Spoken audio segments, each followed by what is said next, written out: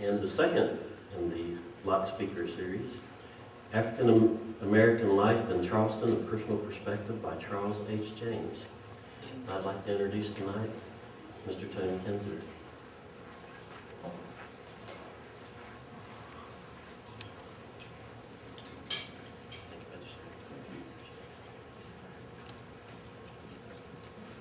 Good evening, ladies and gentlemen. And thank you very much for coming tonight.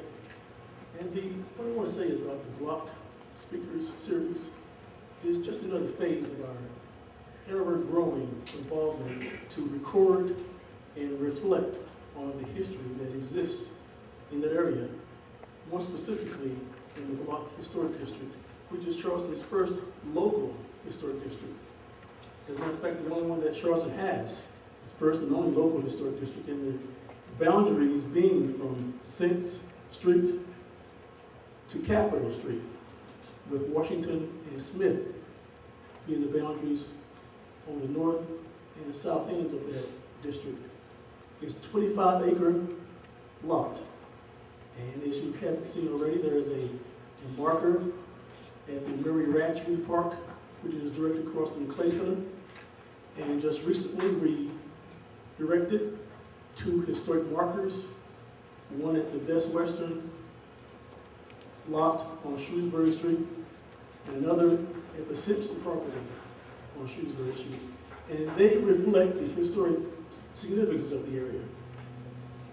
I'm proud to have the organization, the West Virginia Center for African American Art and Culture, spearheading that project, and our committee facilitating the project as well.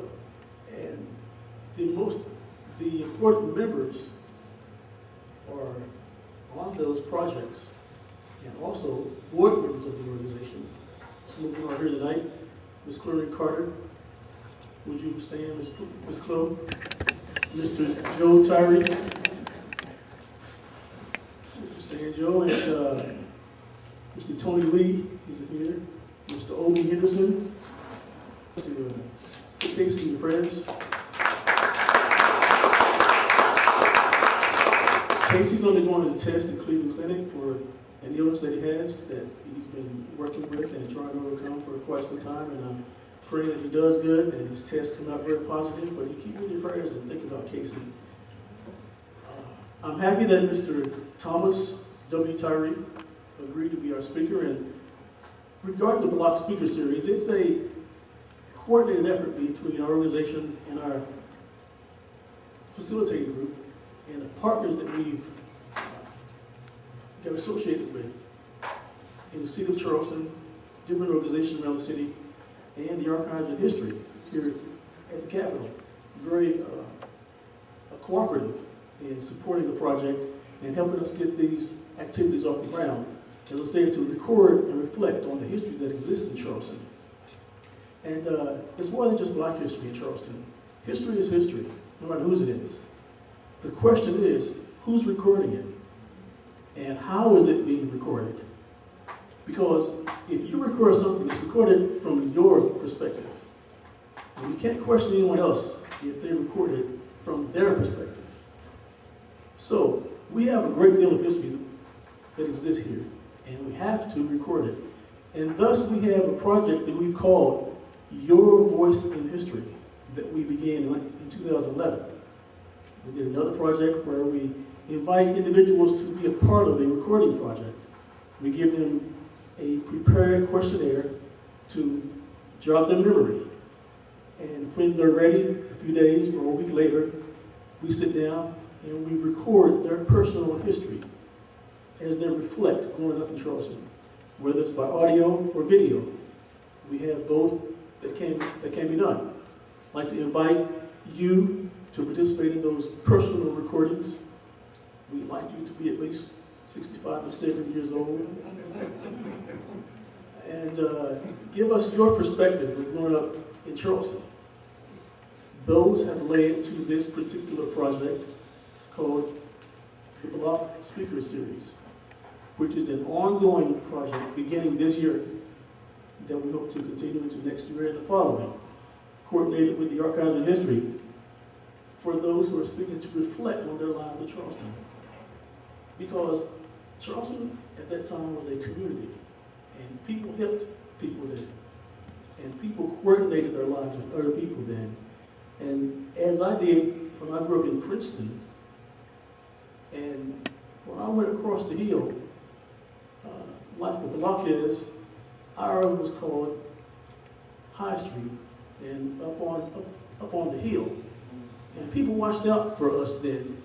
And like back then, when I did something that wasn't the right thing to do, on one side of the hill, and my parents' friends knew it, they called.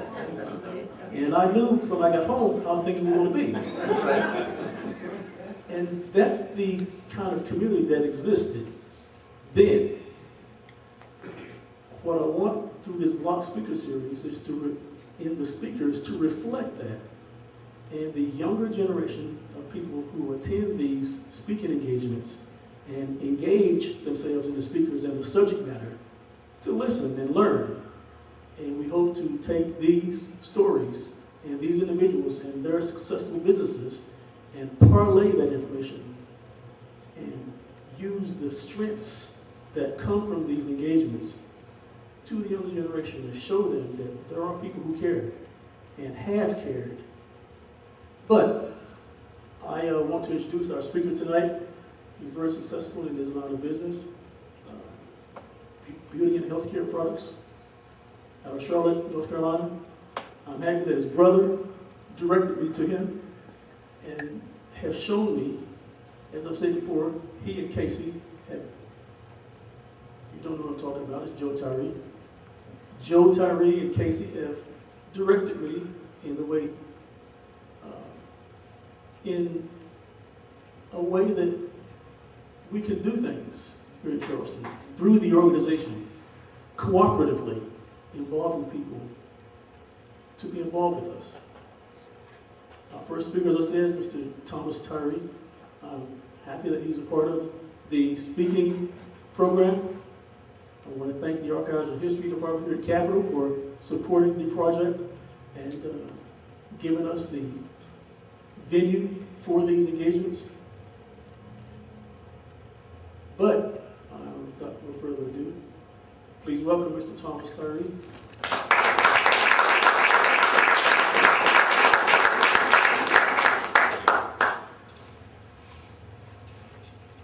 Okay, I want to start out. First of all,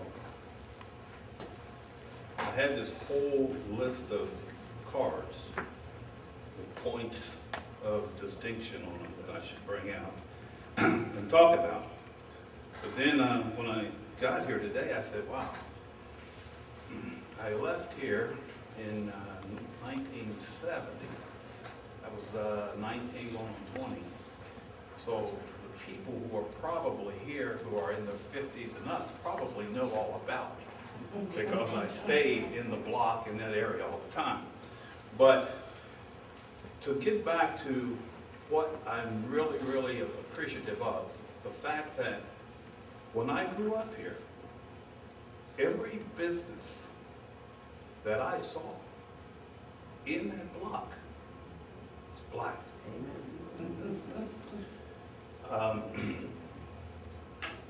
1233 Piedmont Road was my address.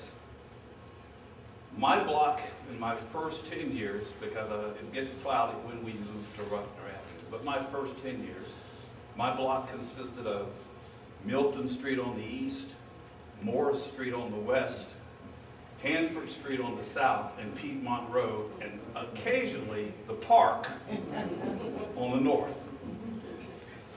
If I veered out of that area at my age, we had CIA cooperatives who literally told. We had a lady on Milton Street by the name of Miss Jarrett, who at that time, I didn't even know she could see. Okay? She was definitely a CIA cooperative. We had a lady on Hanford Street by the name of Miss Burke, who was a male elementary school teacher at Mercer. And she was always talking. We had a, there was just a group of people who, at my age, you really, really stayed away from. Because I was not, I'm going to put it this way, I was not a perfect child. Okay? So I knew not to veer in that direction of those houses and those streets. As I got a little older, my block moved down to Sewsbury Street. I'm now able to go to Simpson Church without being escorted with my mother because she was still at Liberty Baptist, but I had a lot of friends that went to Simpson. Simpson allowed me to get to the block, because if you could get to Sewsbury Street on Sunday and you still had your money to put in the collection plate, and maybe you didn't put it all in, you could end up down at Doc's Hall's. Okay. Okay? Doc's Hall had a business. Today it would be called a confectionery store. But he had pinball machines, which now are video games. He had an ice cream stand. He had rows of penny candy. And by the time church was out, you had exhausted all your money, and you would take the long way home, which you would come up Washington Street and make the turn there at Bradford Street, and I would meet my mother at 1 o'clock coming out of church. Everybody would be happy.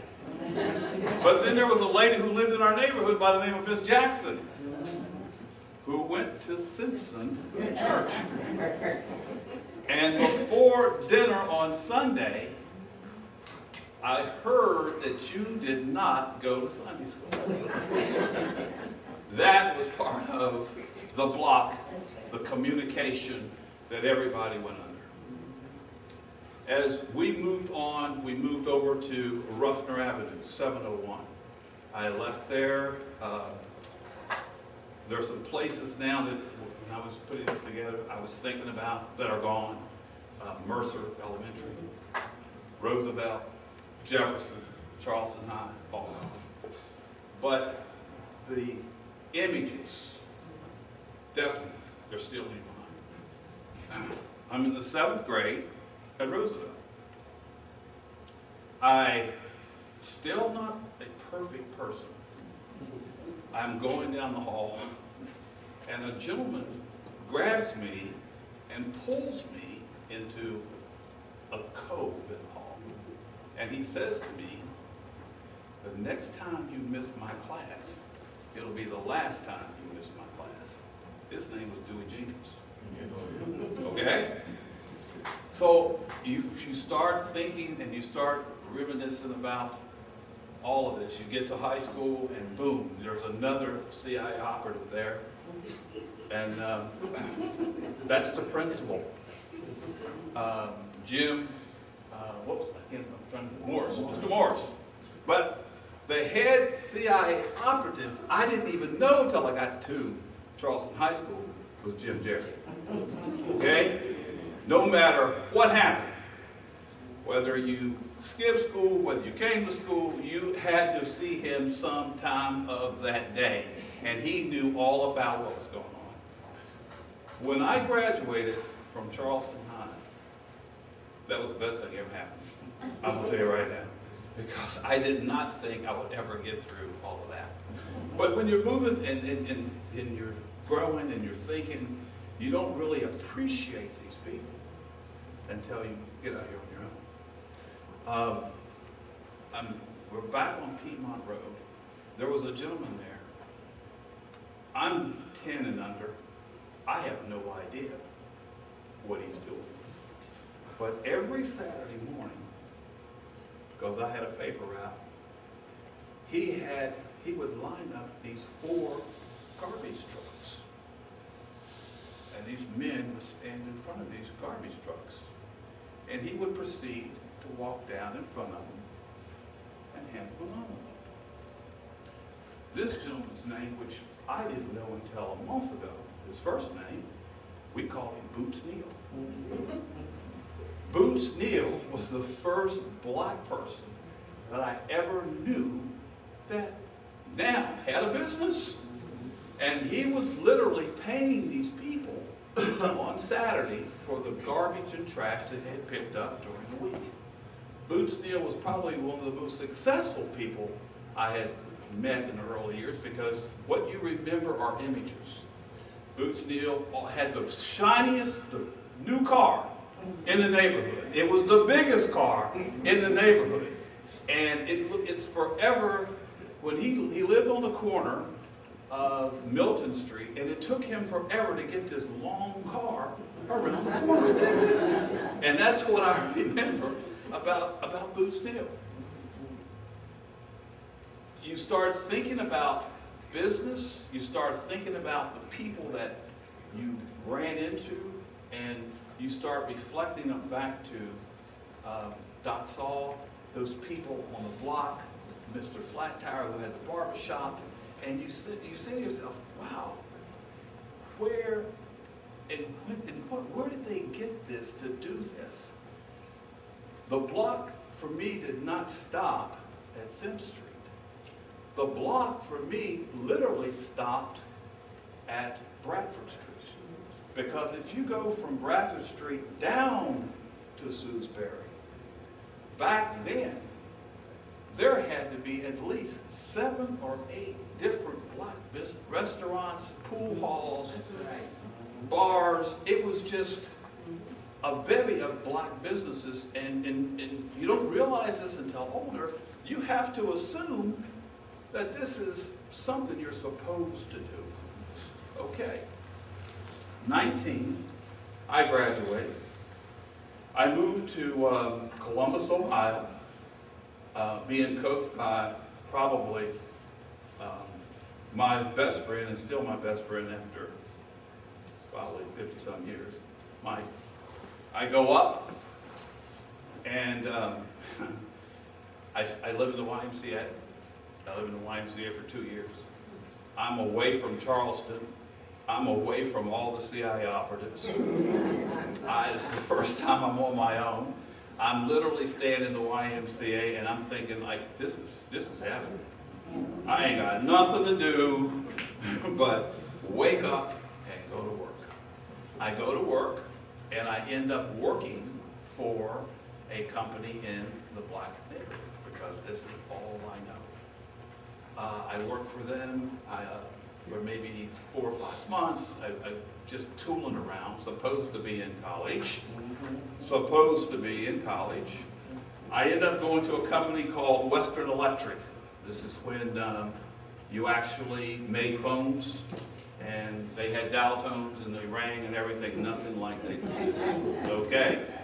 So I go to Western Electric, and my wife and I she tells me I worked there maybe 6 months. In that 6 months, I did meet my wife of 44 years. And she and I have been together ever since. But that 6 months proved to me that, and I learned one thing, you didn't have to work. You just had to be there. So you were just basically just spinning your wheels. You weren't doing anything. You had to be there at 3, get your work done by 5:30. But you couldn't go home because you had to get your 8 hours. I worked there 6 months. While I was there, I met a gentleman who did the same thing I did, who happened to be white. He says to me, during then you had a mandatory 2-week vacation. He goes out on vacation, and he comes back, and he says, I want you to go out to lunch with me at lunchtime. I said, okay. So we go out in the parking lot, and he had bought this boat. And I said, well, I know what you make. We're working right beside one another. You bought a boat. What did you do to get a boat? He said, well, in the meantime, I've been going to real estate school, got my real estate license, and I closed on my house. I said, really? 4 months later, I had my real estate license. Because I'm figuring, if this guy can go out here and sell a house and get a boat.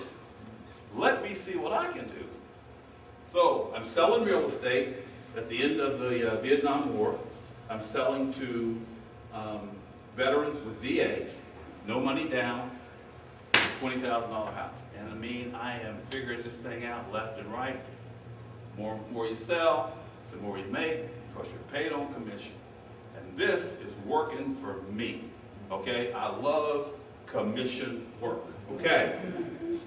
So, in the process of selling these houses, I sell an apartment building and a house to 2 black gentlemen. They were approximately 8 and 10 years older than myself. They had started a distributing company in Columbus, Ohio, and they were just getting it off the ground.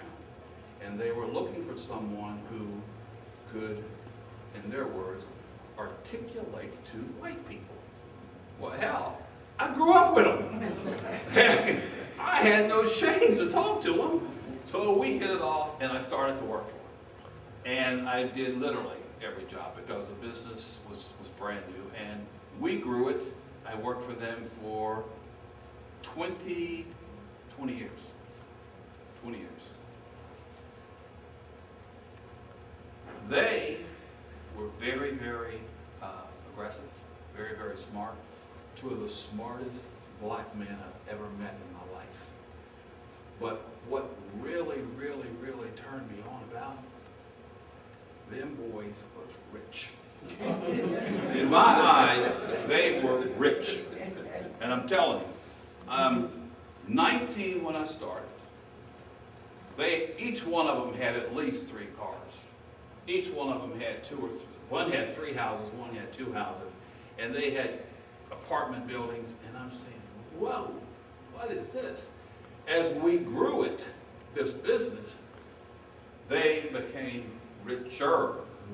Okay, to the point that they were the largest minority by sales volume company in the state of Ohio. Okay? So, like everything else, it runs its gamut. You run to a point to where you say, okay, what's next? At the same time, we're growing this business. I'm being paid on commission. They are looking at what I do, and they bring me inside. So at the end, I am literally running the company. I'm looking at this saying, wow, this is a great place to be. Everything is working great. My daughter, this is 1992. My daughter's graduating from high school. She gets accepted at Ohio Dominion College.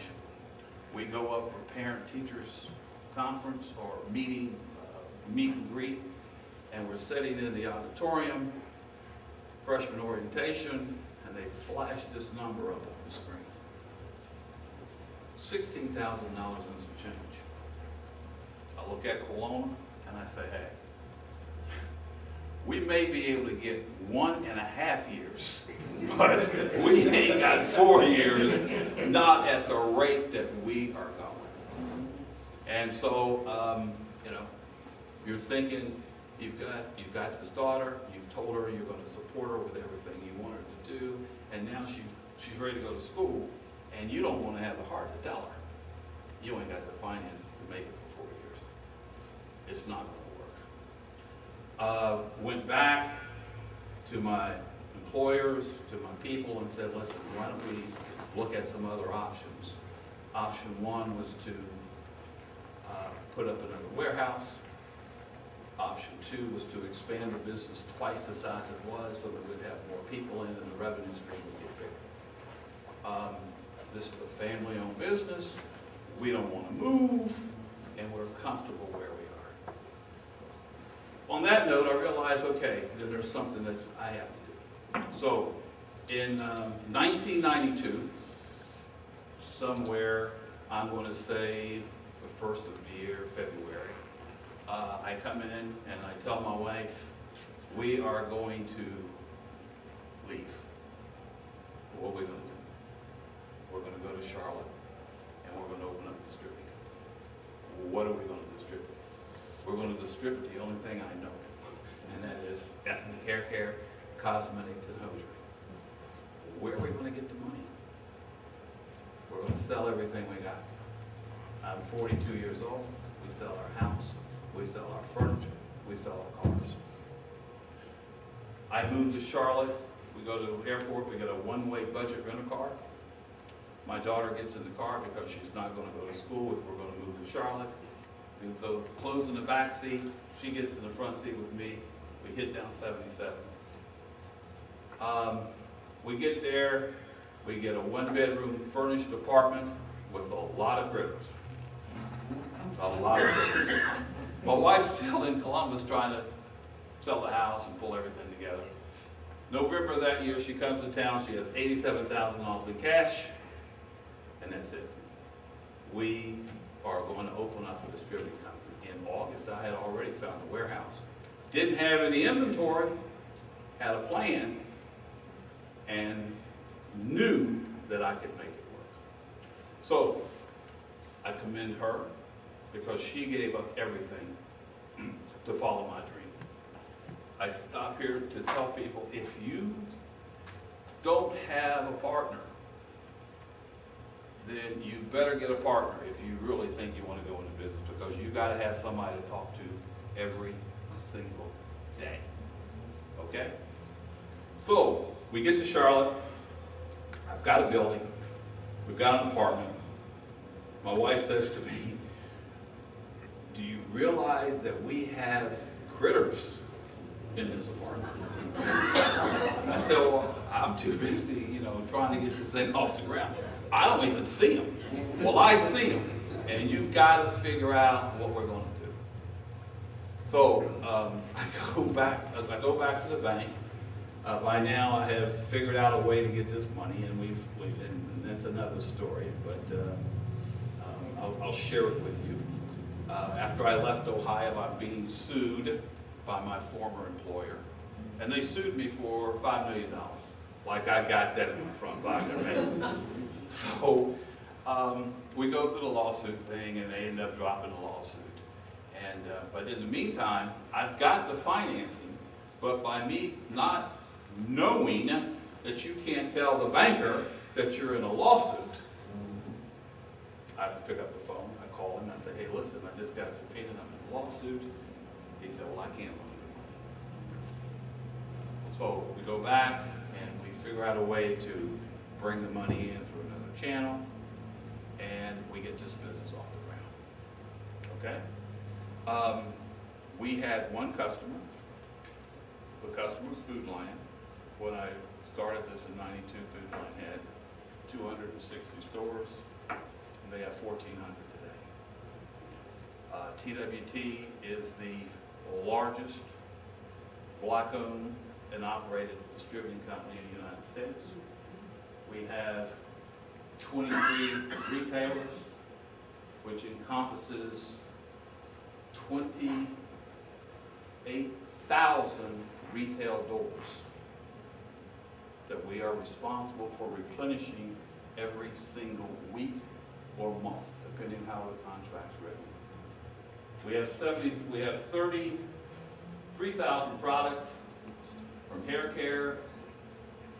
We have 8 brands of cosmetics from Queen, Milani, Black Opal, Black Radiant, Amon.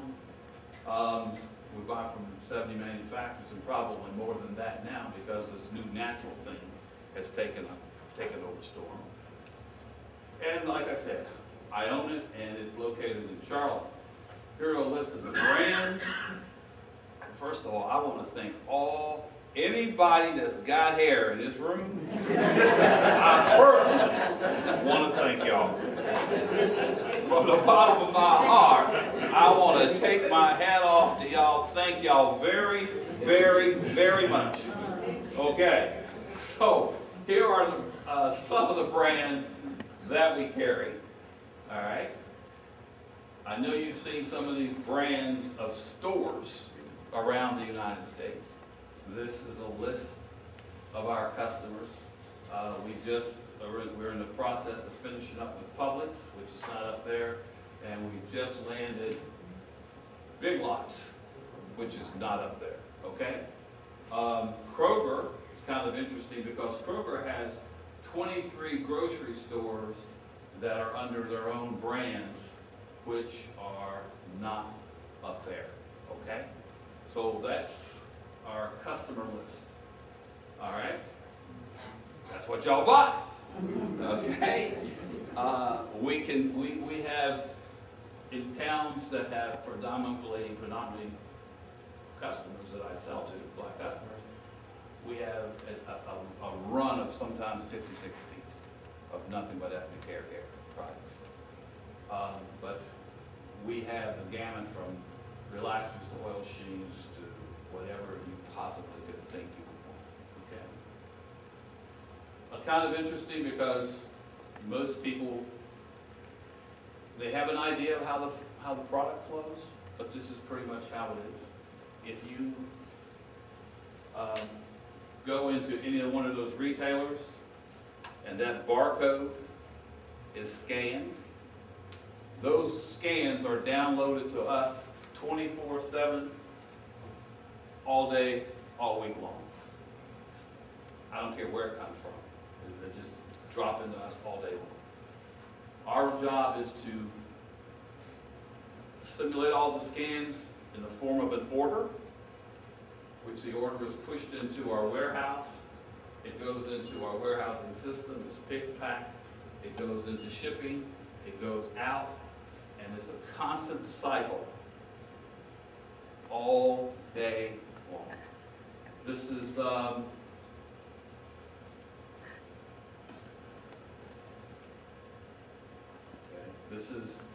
we represent in this park.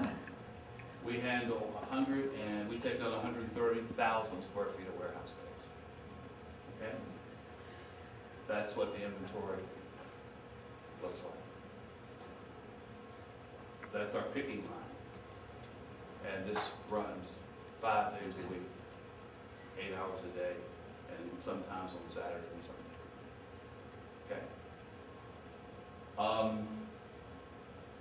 I want to thank you all, first of all, for letting me come back and tell, which I didn't realize it was a story. After listening to other people, and especially my banker friends, they tell me how unique the story really is.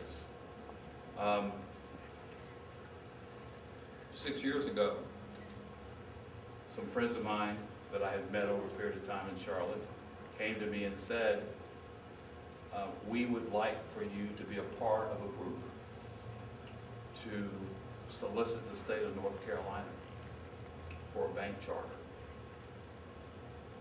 Okay, what's a bank charter? We want to open up our own bank. So 6 years ago, 6 of us picked up the phone and we started calling our friends and our relatives and our West Virginia friends and said, hey, look, we're going to open up a bank in North Carolina.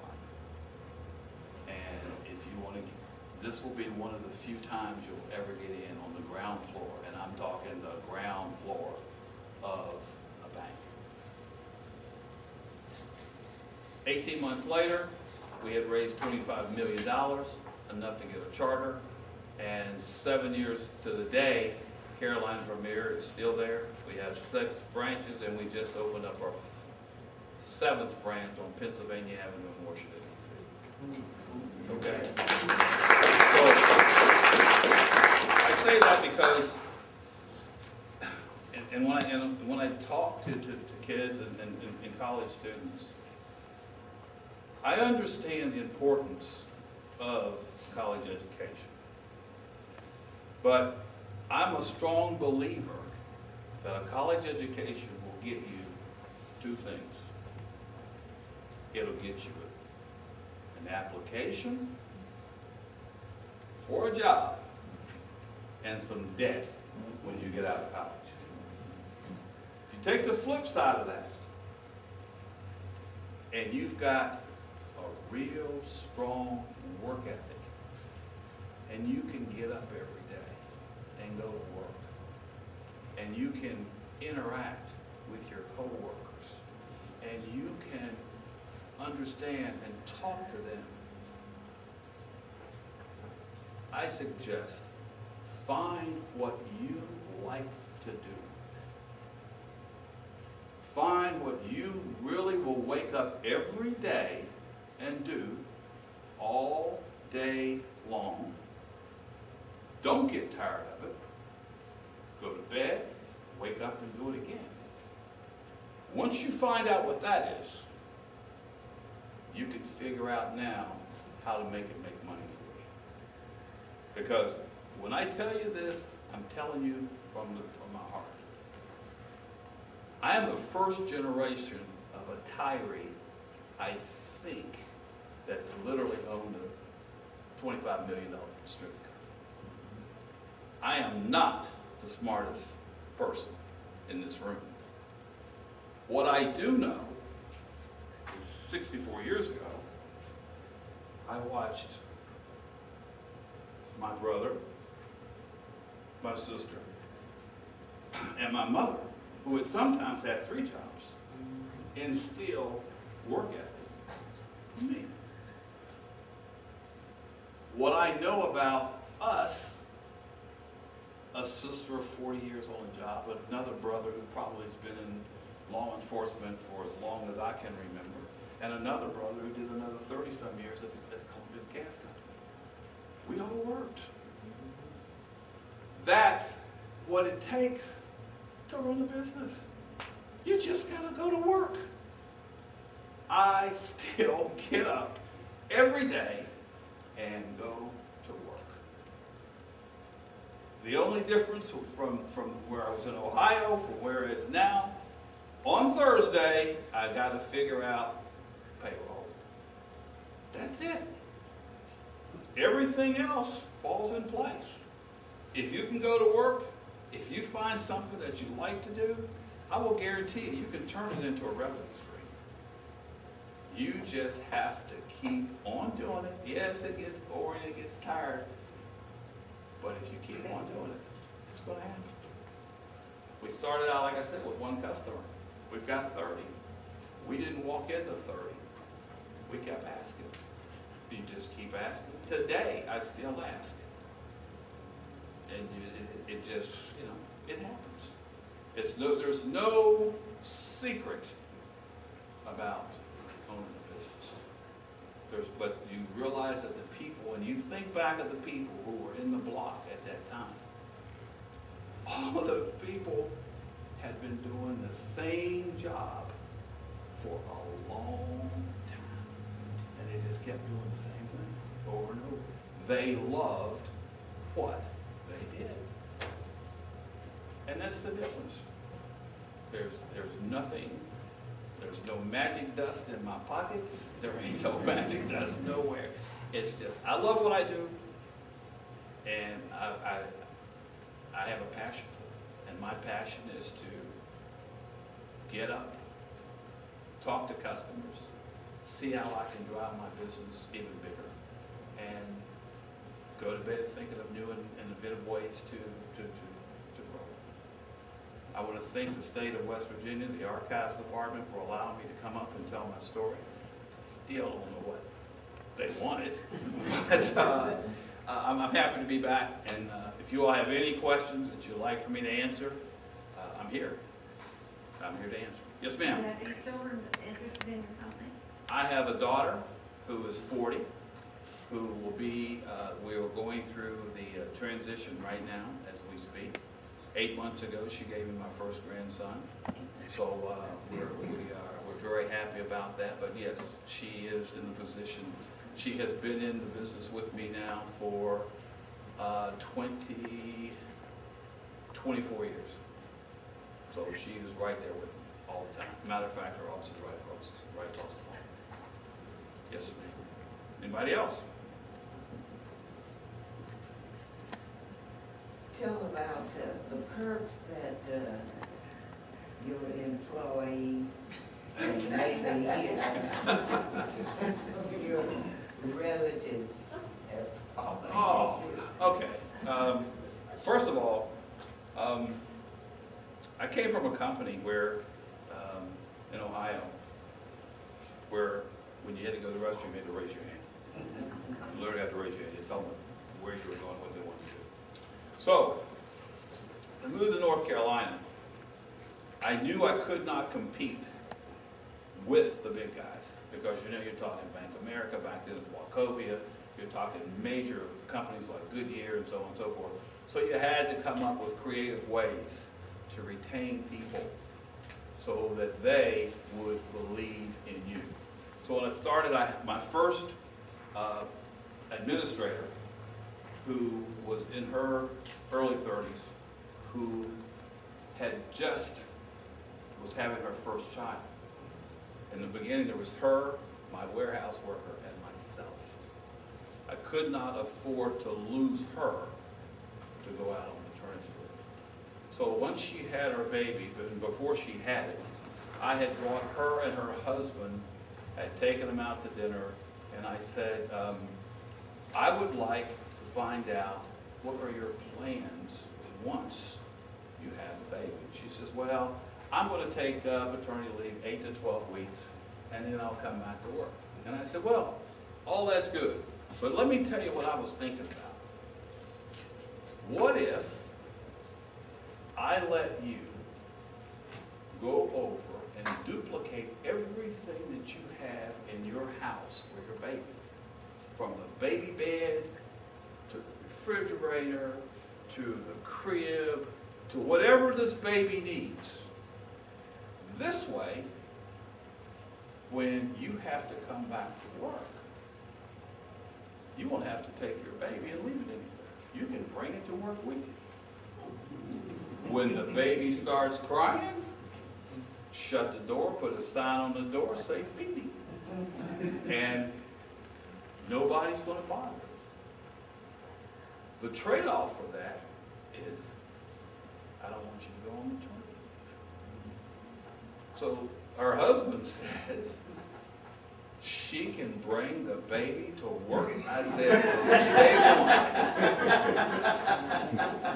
she can bring the baby to work? I said, sure she can. Matter of fact, we'll arrange a way for her to get her and the baby here so she don't have to stuff it in that little bitty car. So we bought her a van. Okay?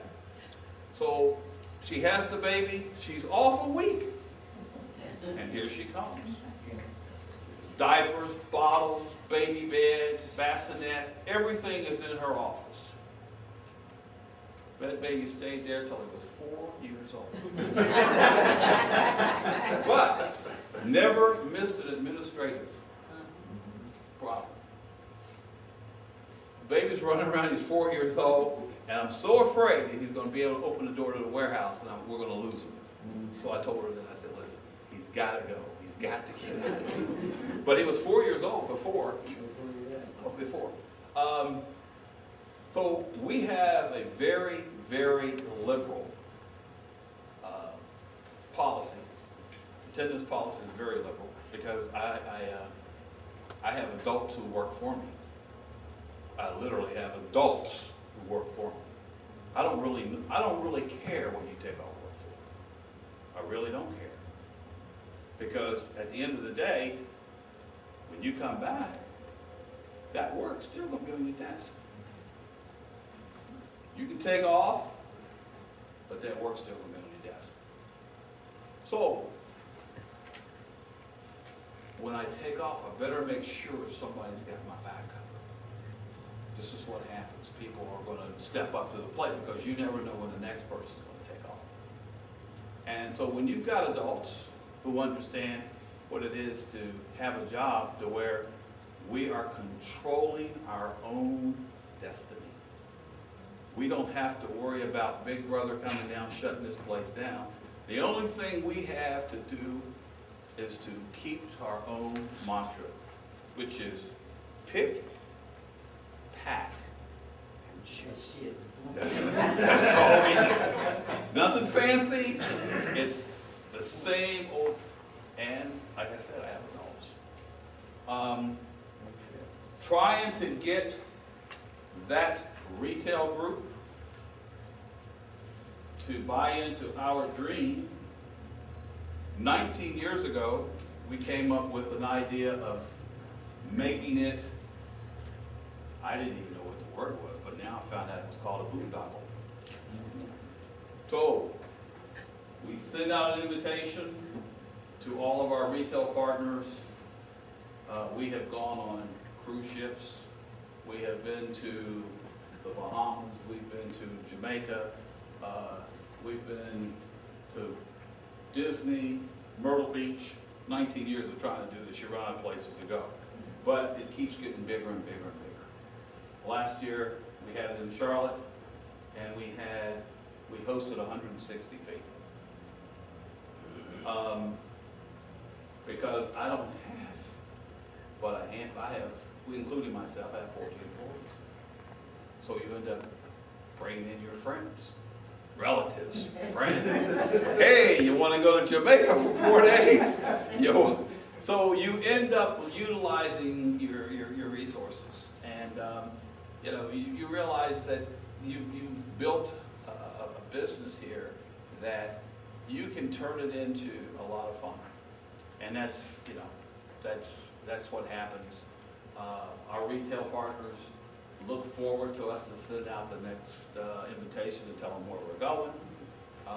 Our manufacturers love to go to the Caribbean, and so it's turned out to be a very, very successful marketing campaign for us. Very, very successful marketing campaign for us. Yes, ma'am. How many people do you employ? I have 14. 14. Including myself. I know you're saying, golly, what are they doing? All right. You go back to this slide here. There are 9 key positions on this slide. I have a person that stands right there in front of every one of those positions. I have a IT engineer who could make this building lift with a laptop. He's a computer whiz. I have a marketing gentleman that I hired out of Ohio State 36 years ago, and him and I have been together ever since. We've never quit. I have an accounts payable lady, an accounts receivable person, and a CFO, and myself. Those are the 14 key positions.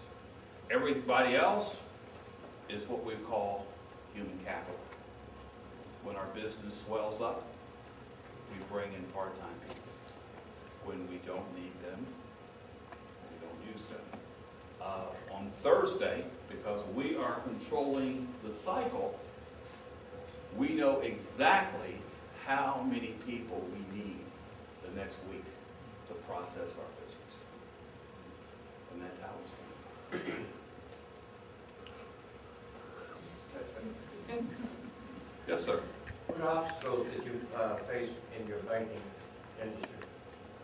Well, we came in the banking business, we came in at the tail of 208. So all the toxic piece was gone. We didn't even have to take any TARP money. Okay, so we were pretty happy with that. We have built our business on small businesses because, when you're in Charlotte, you're not going to compete with the big guys, the Wachovias and the Wells Fargos now and the Bank of Americas. But they have so much what we call spillover that is what we call low-hanging fruit. So we're dealing with the small business people, the doctors, the lawyers, the bankers, just the small businesses. And the struggles that they had, like me in the beginning, trying to find financing, we're a blessing to them. So that's our niche, and that's where we went to D.C. for one purpose, and that purpose is to bank the trade unions. The trade unions. Yes, sir. What are your thoughts on saving money? For Just general agreement For a rainy day. Okay. I would say if you are saving it for a purpose, yeah, but it rains every day. Okay? So what are you gotta have that money earmarked. Or guess what? You're gonna keep tapping into it. You're gonna keep tapping into it. You put it here, you put it there. Oh, golly, I gotta get this fixed. I gotta get that new iPad. I gotta upgrade that phone. And unless you can move it away and set it up to where if you take it, you're gonna get penalized, like into an annuity or something like that, I would say you'd be better off just putting it in your front pocket. Because it's not, it's inevitable. It's gonna go away. It's gonna go away. I mean, it is what it is.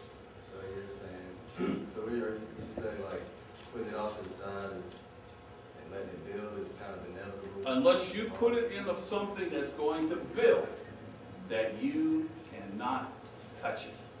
Because it's gonna take a little while for it to build. I mean, you can put, $20,000 in the bank, and right now, 2%.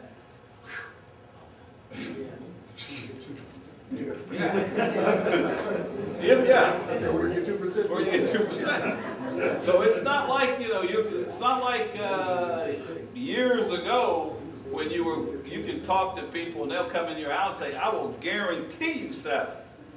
That ain't happening no more. Trust me. Ain't nobody paying 7.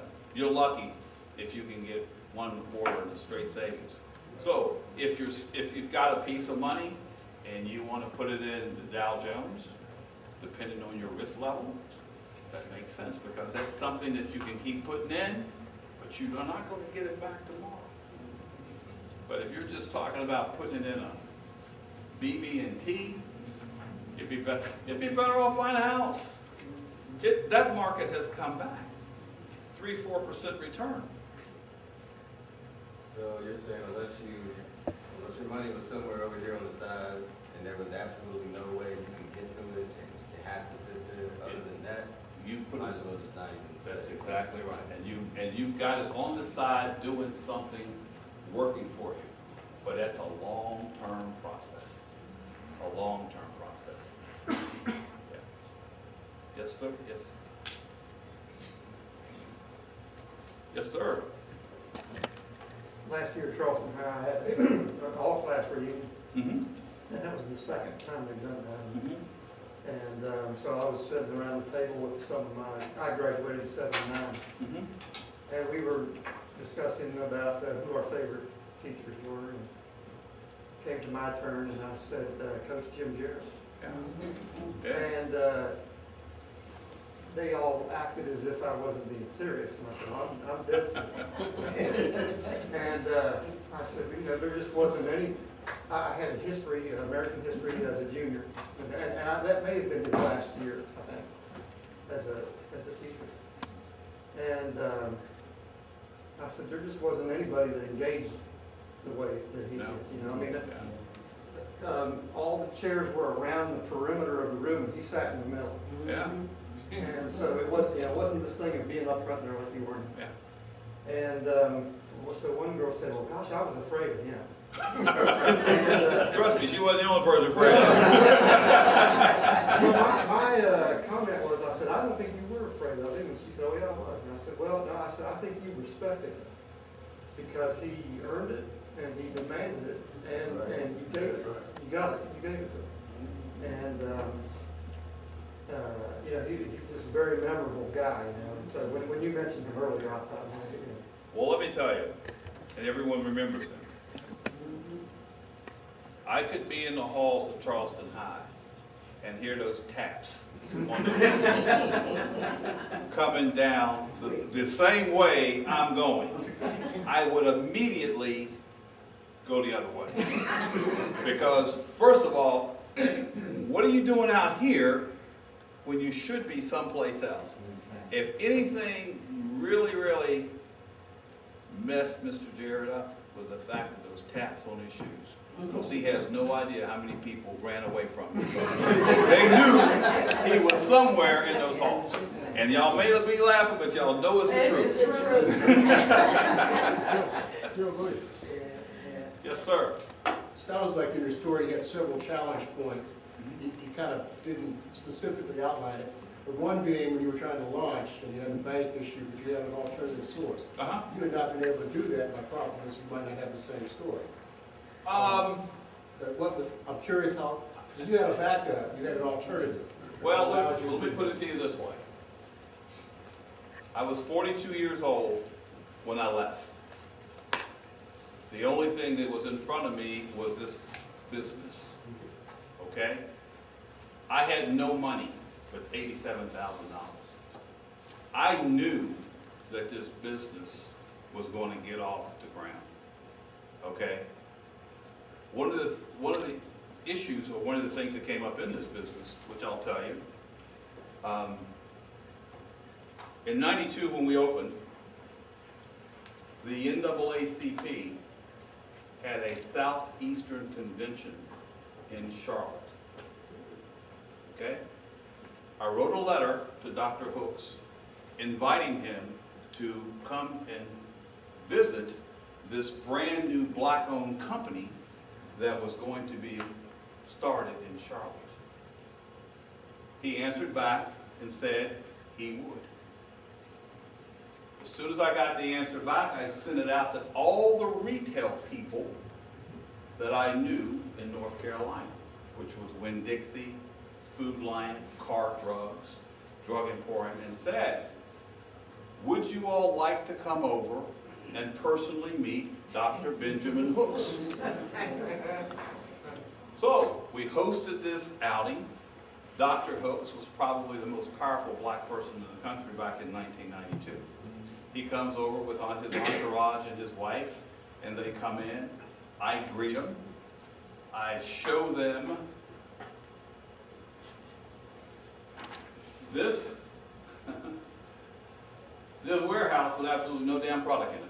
It was totally empty. Totally empty. And the first thing he says, he goes down, he goes to his flow racks, he says, well, son, where's the product?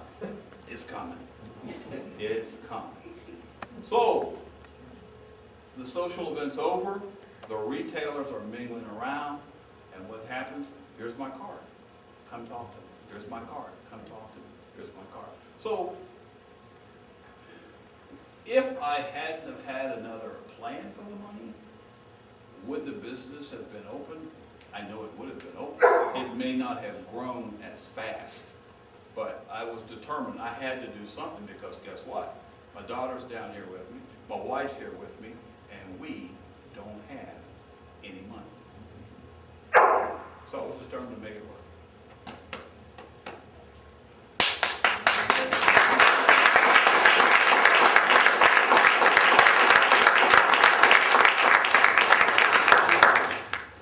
Those that know me know that if there's anything I hate to do, it's read aloud, all right? Jimmy, don't bear with me. State of West Virginia, Earl Ray Thomas, Governor. Whereas W. Thomas W. Tyree, a native of Charleston, West Virginia, a graduate of the historical Charleston High School with an unyielding desire for success. Whereas Thomas W. Tyree, through personal determination, preservation, and a high degree of accomplishment, reached out to many segments of our community with an entrepreneurial spirit to create a number of partnerships and became the founder and president CEO of TWT Distributing based in Charlotte, North Carolina. And whereas TWT Distributing is the leading distributor of ethnic care, beauty care products with nationally recognized retailers across the nation. Whereas Thomas W. Tyree shares his time, expertise in support of the Block Speaker Series and reflections for the benefit of younger generation, future entrepreneurs, mountaineers, and also gives credence to those lives, life experiences, and people that molded him into the person he is today. Whereas Thomas W. Tyree has shown a true dedication and commitment to his career that has set an outstanding example for all of us. Therefore, I, Earl Ray Tolman, Governor of West Virginia, do hereby proclaim Thomas W. Tyree to be a distinguished mountaineer, giving under my hand the Great Seal of the State of West Virginia on the 26th day of June in the year of our Lord, 2014.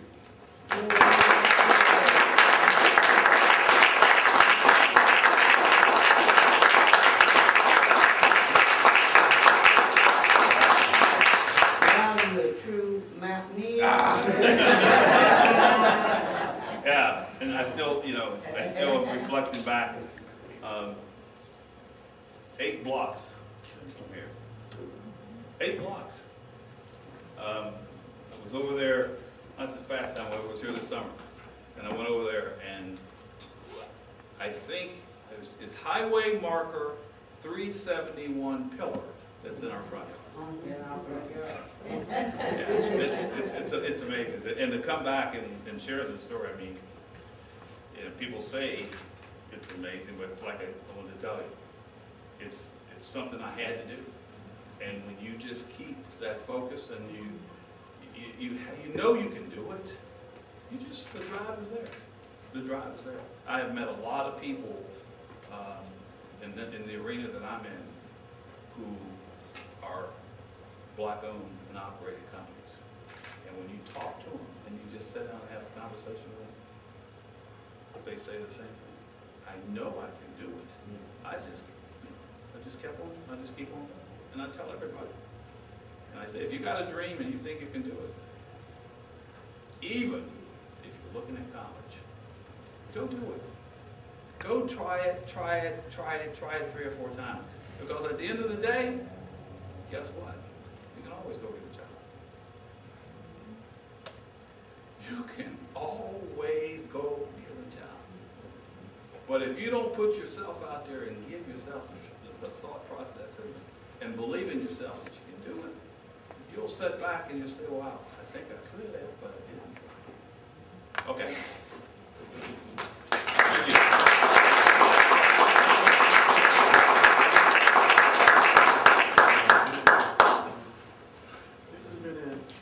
This has been an enlightening, very enjoyable evening, and I sincerely want to thank you all for coming and being a part of our program. But I want to reiterate, the West Virginia Center for African American Art and Culture and the Northside Historic Community Group, we are partnering with the Kanawha Valley Historic and Preservation Society. And they know me by my saying that history is history. And Bill Harrison and myself are the only Black members of this. We pass them out to other people who will come here and be a part of our program. We hope to invite other speakers in August and September to cover 4 corners of a block, meaning 4 speakers. So that'll be our summer block speaker series until next year. We hope to build on those people and promote it as much as we can and fill the room to its capacity. If not this year, the next year. Thanks for coming again, and I appreciate your support. Amen.